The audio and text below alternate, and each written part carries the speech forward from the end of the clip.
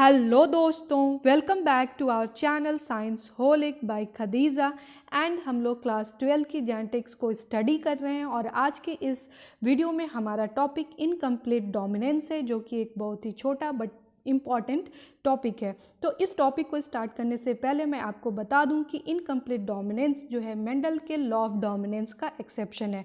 तो कैसे मेंडल के लॉ ऑफ डोमिनेंस का एक्सेप्शन है, तो देखिए लॉ ऑफ डोमिनेंस में जो है हम लोग ये स्टडी किए थे कि जब हम दो होमोजाइगस पेरेंट्स के बीच में क्रॉस करते हैं तो हमको F1 जनरेशन में एक हेट्रोजाइगस या हाइब्रिड प्रोजनी जो है ऑब्टेन्ड होती है।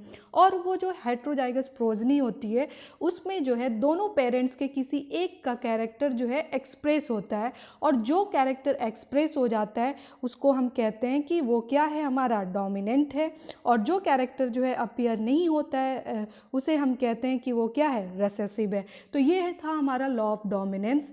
तो देखिए कि इनकम्प्लीट डोमिनेंस में जैसे कि टर्म से ही क्लियर है कि डोमिनेंस जो है कंप्लीट नहीं हो रही है। ओके, तो चलिए थोड़ी सी बैक स्टोरी में जाते हैं और देखते हैं कि इनकम्प्लीट डोमिनेंस का फिनोमेना आया कहाँ से। तो देखिए मेंडल के लॉ ऑफ इनहेरिटेंस की डिस्कवरी के बाद से एक साइंटिस्ट थे कार्ल कोरेंस, जो कि एक जर्मन बोटानिस्ट थे। वो जो है एक मुसलसल जो है एक प्लांट पे जो है एक्सपेरिमेंट कर रहे थे जिसका नाम था मिराबिलिस जलापा।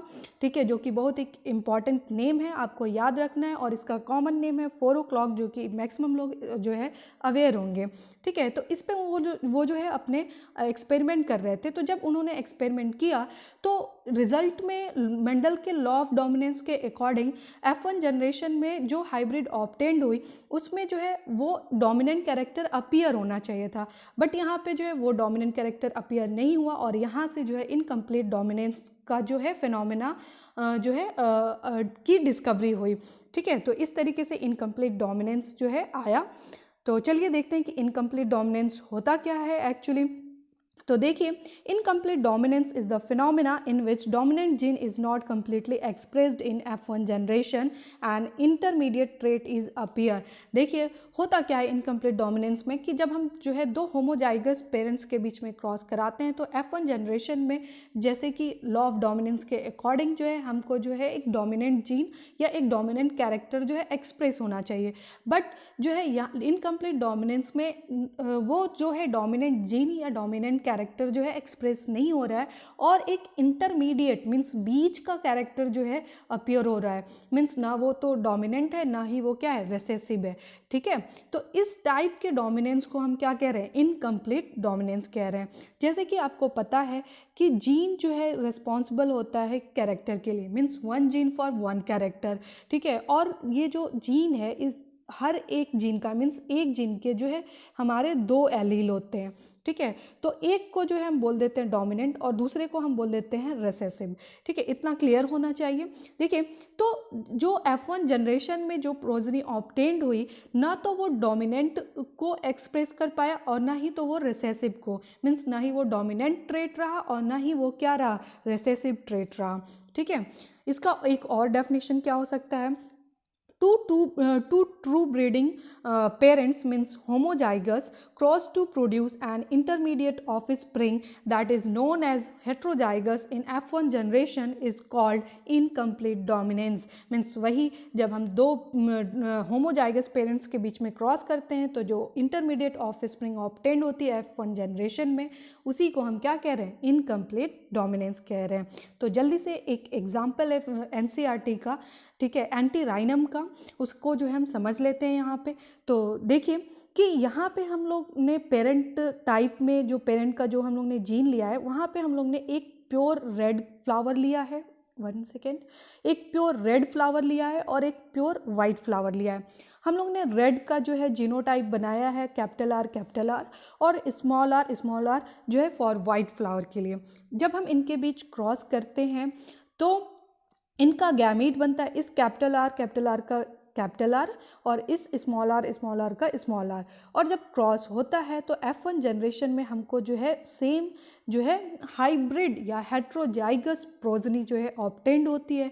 तो यहाँ पे अगर हम एक सेकेंड के लिए सोचें, आप लोग भी सोचें, तो लॉ ऑफ डोमिनेंस के अकॉर्डिंग जो है यहाँ पे जो है ये फ्लावर F1 जनरेशन के कैसे होने चाहिए थे, अगर हम इनका जीनोटाइप देख के बताएं तो कैसे होना चाहिए था, रेड होना चाहिए था, ठीक है। बट ये रेड ना हो के कैसा हो गया, पिंक हो गया, ठीक है। मीन्स ना तो वो रेड रहा ना तो वो क्या रहा, वाइट रहा, ठीक है। एक बीच का कलर, मीन्स जब हम रेड और वाइट को मिलाएंगे तो क्या होता है, पिंक कलर ही तो मिलेगा ना, ठीक है।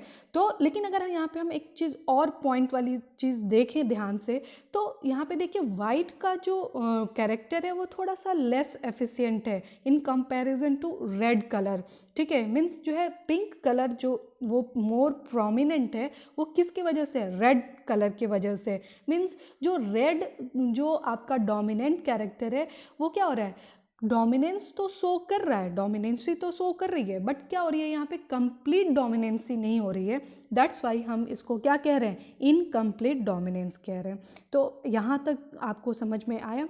तो फिर हम जब इस F1 जनरेशन का क्या करते हैं, सेल्फिंग करते हैं, क्या करते हैं, सेल्फिंग करते हैं।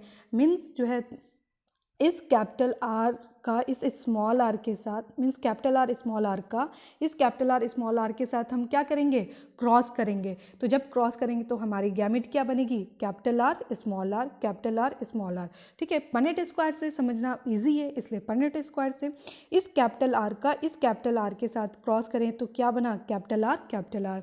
फिर इस कैपिटल आर का इस स्मॉल आर के साथ मैंने क्रॉस कराया तो क्या बना, कैपिटल आर स्मॉल आर।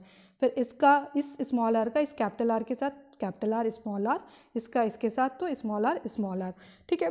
तो F2 जनरेशन में ओवरऑल हमें क्या रिजल्ट ऑब्टेन्ड हुआ, हम जल्दी से देखें तो हमको जो है एक प्योर रेड फ्लावर ऑब्टेन्ड हुआ और एक जो है प्योर वाइट फ्लावर जो है क्या ऑब्टेन्ड हुआ, और हमको एक कुछ इंटरमीडिएट बीच का जो है एक हाइब्रिड ऑब्टेन्ड हुआ जो कि क्या था, पिंक कलर था। तो फिनोटिपिक रेशियो क्या हो गया, 1:2:1, मीन्स 1 रेड 2 पिंक और 1 वाइट, ठीक है। अगर हम जीनोटाइप को देखें तो एक हमारा क्या था, कैपिटल आर, एक दो हमारे कैसे थे, कैपिटल आर स्मॉल आर, और एक हमारा कैसा था, स्मॉल आर। तो ये है हमारा जो है इनकम्प्लीट डोमिनेंस का एग्जाम्पल इन एंटीराइनम। ओके, तो देखिए यहाँ पे एक पॉइंट वाली चीज़ है, आपको याद रखनी चाहिए, ठीक है। ज़्यादातर लोग नहीं बताते हैं बट मैं यहाँ पे बता रही हूँ कि जो मेंडल के मोनोहाइब्रिड क्रॉस का जो रेशियो था, मीन्स फिनोटिपिक रेशियो था, अगर आप जल्दी से याद करने की कोशिश करें तो वहाँ पे फिनोटिपिक रेशियो क्या आ रहा था, 3:1 आ रहा था, ओके। और यहाँ पे अगर इनकम्प्लीट डोमिनेंस के फिनोटिपिक रेशियो को देखें तो क्या आया, 1:2:1 का, ठीक है। तो ये जो है डिफरेंस है, ओके। आपको जो है ये याद रखना चाहिए। तो देखिए अब यहाँ पे थोड़ी सी और बात कर लेते हैं कि the offsprings phenotype is an intermediate of the parents homozygous traits. Same चीज़ कि जो ऑफस्प्रिंग का जो फिनोटाइप आया वो पेरेंट्स के होमोजाइगस ट्रेट का, मीन्स कैरेक्टर का इंटरमीडिएट ट्रेट या इंटरमीडिएट कैरेक्टर जो है अपीयर हुआ, ठीक है। अगर आप यहाँ पे एक सेकेंड के लिए थोड़ा सा और दिमाग लगाएं, चूंकि आपने लॉ ऑफ सेग्रीगेशन और लॉ ऑफ इंडिपेंडेंट असॉर्टमेंट पढ़ा है, तो लॉ ऑफ सेग्रीगेशन के अकॉर्डिंग जो है जो एलील्स हैं वो क्या हो रहे थे, ब्लेंडिंग उनके बीच नहीं हो रही थी, मीन्स उनकी मिक्सिंग नहीं हो रही थी। लेकिन आप यहाँ पे देखेंगे कि इंटरमीडिएट कुछ बीच का मिल रहा है, मीन्स जो है जो एलील हैं उनके बीच ब्लेंडिंग हो रही है। जी नहीं, यहाँ पे ब्लेंडिंग नहीं होती है। जैसे कि हम लोग ने क्रॉस के थ्रू जो है देखा कि F2 जनरेशन में जो भी पेरेंट टाइप के जो जीन थे, जो भी पेरेंटल टाइप के जो जीन थे वो सारे के सारे जो है F2 जनरेशन में क्या हो जा रहे हैं, रिकवर्ड हो जा रहे हैं, ठीक है। तो ये भी एक आपका जो है प्रूफ है कि यहाँ पे ब्लेंडिंग नहीं हो रही है। इंटरमीडिएट का मतलब ये नहीं कि यहाँ पे ब्लेंडिंग हो रही है। इस चीज़ को आप जो है, इस डाउट को, इस कन्फ्यूजन को क्लियर रखिएगा, ठीक है। इसके एग्जाम्पल्स बहुत ही इंपॉर्टेंट है जो कि आपके एग्जाम्स में पूछे जाते हैं। तो एग्जाम्पल फटाक से जल्दी से याद कर लेते हैं। हमारा एग्जाम्पल है मिराबिलिस जलापा, जिसको हम लोग 4 o'clock फ्लावर भी कहते हैं। सेकेंड है एंटीराइनम मेजस जो कि एनसीईआरटी में मेंशन है, इसे हम जो है स्नैपड्रैगन या डॉग फ्लावर भी कहते हैं। और थर्ड है एंडालूसियन फाउल जो कि फेदर कलर के लिए जो है एक्सपेरिमेंट के लिए लिया गया था। तो दैट्स ऑल। और मेरी पूरी कोशिश रही कि आपको जो है इनकम्प्लीट डोमिनेंस जो है कुछ समय में या कुछ लिमिटेड टाइम में जो है जल्दी से समझा सकूं।